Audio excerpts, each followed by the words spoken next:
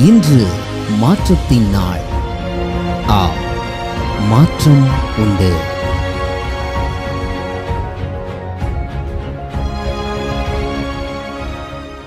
ஆண்டவராகிய இயேசுவின் நாமத்தினாலே மாற்றம் உண்டு என்கிற இந்த அனுதின தியானத்தின் மூலமாக உங்களை சந்திக்கிறதுல எனக்கு மிகுந்த சந்தோஷம். ஆண்டவரும் இரட்சகருமாகிய இயேசுவின் நாமத்தில் உங்களை வாழ்த்துக்கிறேன். சுகமாக இருக்கீங்களா? ஆமென். ஆண்டவர் உங்களை நல்லா வைப்பார், இந்த வருஷத்தில் சுகமாக வைப்பார். நீங்கள் நல்லா இருப்பீங்க, மேன்மையாக ஆசீர்வாதமாக இந்த வருஷத்தில். கடந்த வருஷம் போல் இல்லை, கடந்த வருஷத்தில் ஆண்டவர் ரொம்ப அழகாக நடத்தினார் நம்மளை, இல்லைன்னா சொல்ல முடியாது. ரொம்ப அழகாக நடத்தினார்.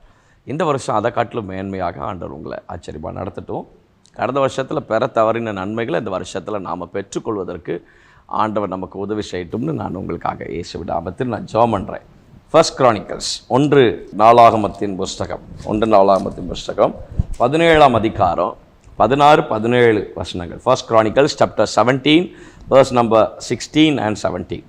அப்பொழுது தாவீது ராஜா உட்பிரவேசித்து கர்த்தருடைய சமூகத்திலிருந்து, தேவனாகிய கர்த்தாவே, தேவரீர் என்னை இதுவரைக்கும் கொண்டு வந்ததற்கு நான் எம்மாத்திரம், என் வீடும் எம்மாத்திரம். தேவனே, இது இன்னும் உம்முடைய பார்வைக்கு கொஞ்ச காரியமாய் இருக்கிறது என்று தேவனான கர்த்தராயிருக்கிற நீர் உமது அடியானுடைய வீட்டை குறித்து வெகு தூரமாய் இருக்கும் காலத்து செய்தியையும் சொல்லி என்னை மகா மேன்மையான சந்ததியின் மனுஷனாக பார்த்தி. Then King David went in and sat before the Lord and said, Who am I, O Lord God, and what is my house that you have brought me thus far? And this was a small thing in your eyes, O God.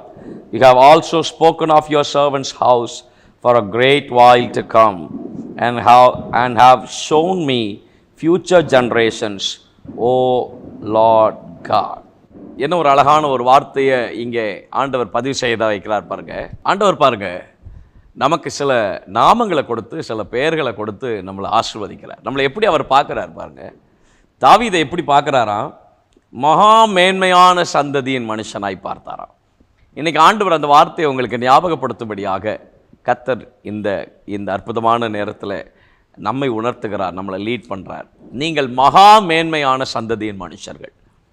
உங்கள் லைஃப்பில் என்ன செய்யணுன்றதை ஏற்கனவே அவர் திட்டம் பண்ணியிருக்கிறார். என்ன செய்ய போகிறோன்றதை அவர் ஏற்கனவே முன்குறித்து இருக்கிறார்.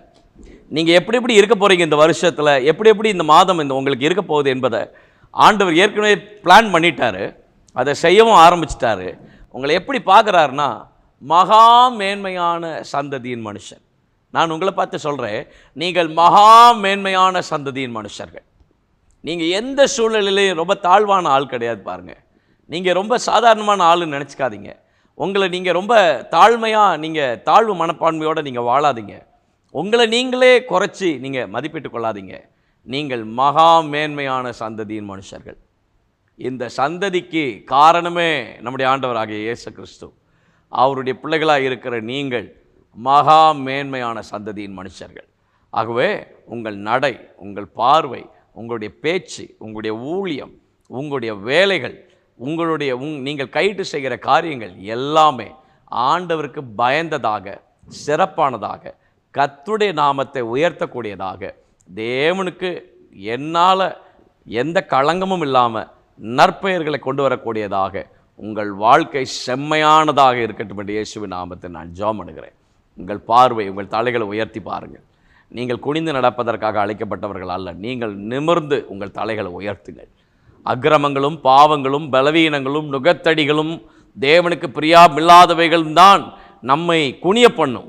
ஆனால் இவைகள் எல்லாவற்றையும் மேற்கொண்டு நம்மை ஆண்டவர் பரிசுத்தப்படுத்தி நீதிமானுடைய சந்ததியாக, மகா மேன்மையான சந்ததியாய் நம்மை வைத்திருக்கும் போது அவர் உங்களை எப்படி அடையாளப்படுத்துகிறார் இந்த உலகத்திற்கு? நீங்கள் மகா மேன்மையான சந்ததியின் மனுஷர்கள். நீங்கள் கூனி குறுகி நடக்க வேண்டிய அவசியம் இல்லை. நீங்கள் நிமிர்ந்து உங்கள் தலைகளை உயர்த்துங்கள். நீங்கள் நிமிர்ந்து உங்கள் தலைகளை உயர்த்துங்கள். நீங்கள் மகா மேன்மையான சந்ததியின் மனுஷர்கள். ரொம்ப அழகாக இருக்குது. ஒரு பெரிய கிங்கு, ஆனால் அவர் ஆண்டவருக்கு முன்னாடி போய் உட்கார்ந்து, ஆண்டவருடைய சமூகத்தில் உட்கார்ந்து, என்னை நீ நடத்தி வந்ததற்கு நான் எம்மாத்திரம், நான் இதுவரைக்கும் நடந்து வந்ததெல்லாம் எல்லாமே உம்முடைய கிருபை தான். நான் வாழ்ந்திருப்பது, சுகமாக இருப்பது எல்லாம் உம்முடைய கிருபை தான், எல்லாம் உம்முடைய கிருபை. இதுவரைக்கும் நான் நிற்பதும் நிர்மூலமாக இருப்பதும் ஆண்டவருடைய சுத்த கிருபை தான். அந்த கிருபையில் தான் நான் வாழ்ந்து கொண்டிருக்கிறேன். அந்த கிருபையில் தான் ஆண்டவர் என்னை நிறுத்தி வைத்திருக்கிறார். அந்த கிருபை தான் என்னை இதுவரைக்கும் தாங்கி வந்திருக்கிறது. அந்த கிருபையினால் எனக்கு ஒரு புதிய அடையாளத்தை இன்றைக்கி ஆண்டவர் கொடுக்கிறார். நீங்கள் மகா மேன்மையான சந்ததியின் மனுஷர்கள். நீங்கள் இன்றைக்கி அப்படியே அறிக்கை பண்ணுங்கள், நான் மகா மேன்மையான சந்ததியின் மனுஷன். என்னை யாரும் குறைத்து மதிப்பிட முடியாது. என்னை ஏளனமாக நினச்சிட முடியாது. என்னை யாரும் அவ்வளோ சீக்கிரமாக தோக்கடிச்சிட முடியாது. நான் அவ்வளோ சீக்கிரத்தில் தோற்று போக மாட்டேன். நான் அவ்வளோ சீக்கிரத்தில் சத்துருவின் கையில் பிடிபட மாட்டேன். நான் அவ்வளோ சீக்கிரத்தில் இந்த உலகத்திலிருந்து மறைந்து போக மாட்டேன். நான் முன்னின்று காரியங்களை ஜெயமாக செய்வேன். ஏனென்றால் தடைகளை நீக்குகிறவர் எனக்கு முன்னாடி போகிறார். அவர் கோணலானவைகளை செவையாக்குவார். நான் மகா மேன்மையான மனுஷன். அவர் எனக்கு முன்னாடி போகிறவர், என்னிலும் பெரியவர். என்னை அவர் அப்படி மாற்றியிருக்கிறார். ஆமென். இயேசுவின் நாமத்தில் உங்கள் பிள்ளைகளுக்காக நான் ஜெபம் பண்ணுகிறேன். இதுவரைக்கும் தங்களை அடையாளப்படுத்தி கொண்டிருந்த நாமம் ஒருவேளை இந்த உலகத்தினால் கரைப்பட்ட நாமமாக இருக்கலாம். இந்த உலகத்தினால் கீழ்ப்படுத்தப்பட்ட ஒரு நாமமாக இருக்கலாம். இந்த உலகத்தினால் அவர்கள் மிக ஆண்டவரை லோ ரேஞ்சில் பார்க்கப்பட்ட ஆட்களாக இருக்கலாம். ஆனால் தேவனுடைய பிள்ளைகளுக்கு நீர் கொடுக்கிற ஒரு பேர், நீங்கள் மகா மேன்மையான சந்ததியின் மனுஷர்கள். அப்படியே இந்த பிள்ளைகளை இன்றைக்கி ஆசீர்வதியும். ஒவ்வொருவரையும் அப்படி ஆசீர்வதியும்.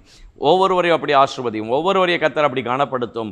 ஒவ்வொருவரையும் கர்த்தர் அப்படி மேன்மைப்படுத்தும். ஒவ்வொருவருக்கு அப்படிப்பட்ட நன்மைகளையும் ஆசீர்வாதங்களையும் நிச்சயமாய் நீர் கொடுத்து கர்த்தருடைய நாமத்தை நீர் உயர்த்தும்படியாய், மேன்மைப்படுத்தும்படியாய், ஆசீர்வதிக்கும்படியாய் இயேசுவின் நாமத்தில் உங்கள் பிள்ளைகளுக்காக நான் ஜெபம் பண்ணுகிறேன்.